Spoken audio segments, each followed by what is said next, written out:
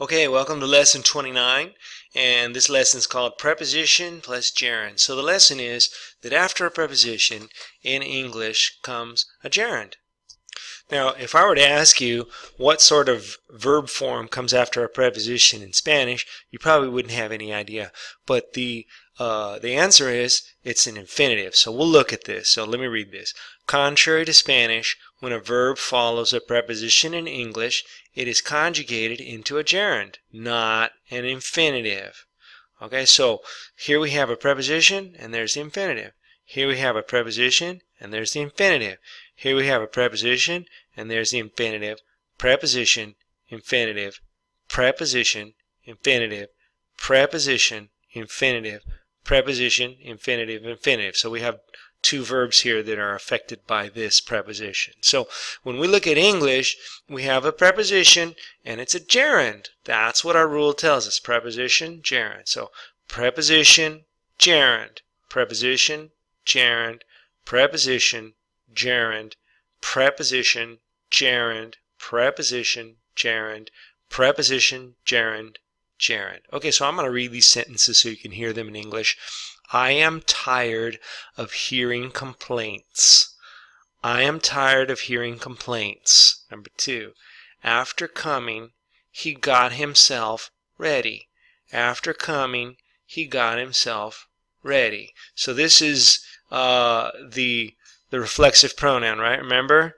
Okay, so we just learned about reflexive pronouns, so there's an example. All right, sentence 3. Thanks for coming to see me. Thanks for coming to see me. Number 4. You don't graduate without passing this test. You don't graduate without passing this test. Number 5. After serving for 30 years, we retired. After serving for 30 years, we retired. Number 6. I worked at improving my technique. I worked at improving my technique. French-derived word, technique. Okay, number 7. It's a command. Choose between getting married or staying single. Choose between getting married or staying single. So that's the rule, and you can see it working. Now we've got some exceptions. So the notable exceptions to this rule are a más infinitivo is one exception.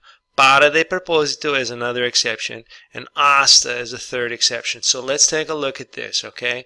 So what happens is that we can't translate the a in English because a is almost always translated to, and the infinitive starts with to, so you'd have to.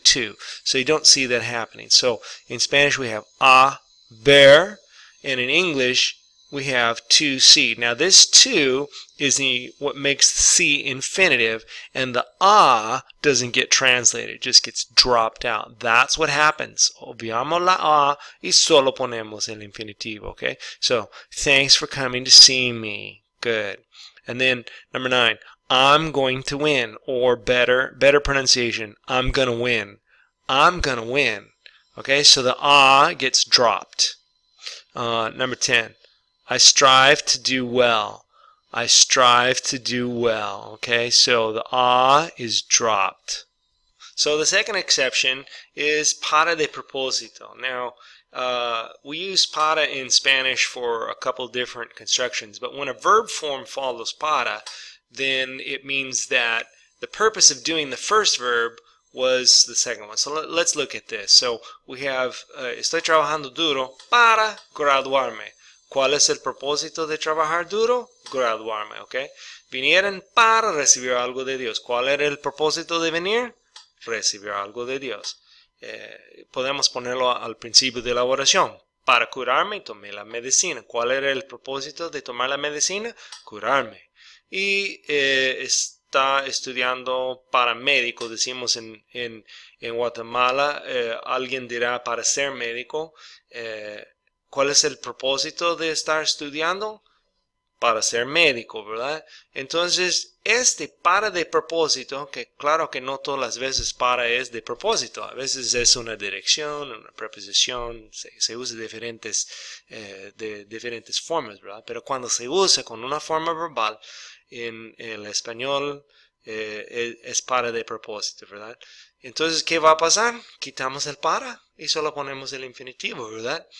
So, here we have it, number 11, I am working hard to graduate. No es correcto decir I am working hard for to graduate.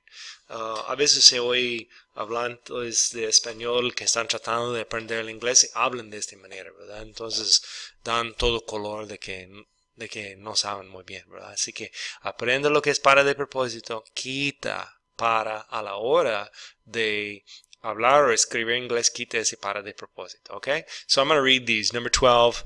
They came to receive something from God. They came to receive something from God. Number 13, to heal myself, I took medicine. To heal myself, I took medicine. And then number 14, he is studying to be a doctor. He is studying to be a doctor. So if you can get rid of ser in Spanish, you cannot get rid of ser in English. You have to put it in English. Okay, very good. So the third and final exception is hasta. Okay, so in English, hasta works like a conjunction. So it needs a new subject, new verb. So it'd be like hasta que instead of just hasta. So we say in Spanish, pelearemos hasta vencer. In English, look at this, look at this. We will fight until, conjunction, we, new subject, triumph, new verb. So you see how that works? So it's as if it were hasta que. Yeah, interesting. We'll fight until we triumph. All right, number 16. He marched until he fell from fatigue. He marched until he fell from fatigue. Number 17, you take the test until you pass it. You take the test until you pass it. So those are the three exceptions to the rule. The rule is preposition, and what comes next? A gerund. That's the rule. And the three exceptions are a más infinitivo, para de propósito, and hasta. All right, let's look at a general list of prepositions. Unfortunately, the list of prepositions in English is a lot more complicated than the one in Spanish. Here's all the ones in Spanish. Some people add some people maybe take away some, I don't know. But in any case, here's their translation. So we have to, towards, at. And we have before or in front of. We have below, beneath, beneath, under, under. We have with, against, of or from, in, inside of, on top of. So we have in between and among, when I explained the difference of that in a lesson a few lessons ago.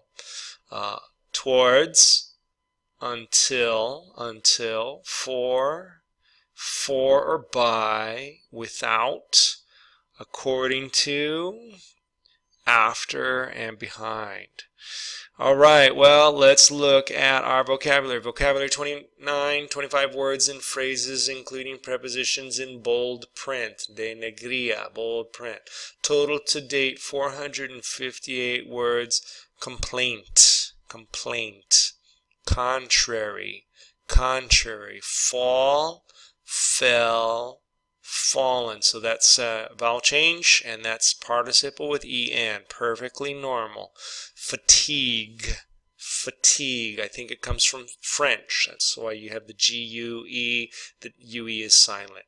Graduate, graduate. Okay, so because the U has the Y sound in it, that pretty much combines with the D to make some kind of a J sound. Graduate. Okay, graduated. Now, this is not reflexive in English, so please don't put the reflexive pronoun. Alright? Great. Heal and healed. Alright, and then we have the homonym heal. And then receive and received. Retire, retired. Stay, stayed. Strive, strove, striven. Tire. So tire is a llanta as a noun, and as a verb it's right there. Tired. Triumph. We have the PH that sounds like F in English. Triumph. Triumphed. Triumphed. Regla de te. Huh? And then problems with prepositions. Okay, so go to, come to, and arrive at. Okay, so yeah, so when you use arrive, you translate the at. Yeah, but when you use go or come, you're going to use to. Does that make sense? So what's the difference? Well, when it's hacia mí, it's to. When it's hacia otro, it's at. Okay, does that make sense? All right, prepositions are always a little bit difficult, so we're done with this lesson. This lesson really is full of a lot of sentences. I don't think it's an easy lesson, so go over it, practice it 1,000 times, and learn these sentences. We'll see you in Lesson 30. Lesson 30 is just basically halfway through the entire English series that I have, so that's going to be a happy moment for us. God bless. We'll see you.